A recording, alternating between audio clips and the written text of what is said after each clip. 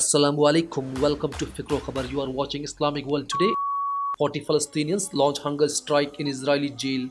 Prisoners in Ashkelon launches open-ended protest against deteriorating condition and escalating repression by authorities. YPG-PKK terrorist targets civilians in northern Syria. Car bomb blast injures many civilians in Ras Al Ain, says Turkish Defense Ministry. 289 civilians victim of YPG-PKK since October, Turkey. YPG-PKK terrorists killed dozens of civilians and injured 100 others since launch of Turkish anti-terror operation.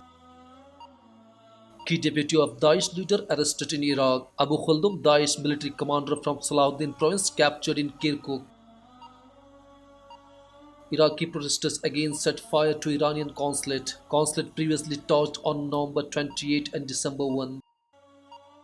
Iraqi protest death toll rises to 460. Riot groups. Government's resignation alone to not suffice to absorb anger of protester. Iraqi Human Rights Commission representatives. Over 2,000 arrested in Iran protest. Governor. Iranian authorities did not give any toll from the protest.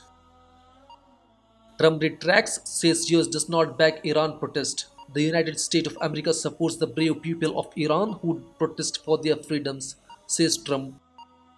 Iran. Tehran opens to resuming ties with Saudi Arabia. All countries must stay together for peace and stability in region, says Iranian President Hassan Rouhani. European and Turkish leader agrees on fighting terror in all its forms. Turkish, German, French and British leaders agrees to create conditions for safe and voluntary return of Syrian refugees.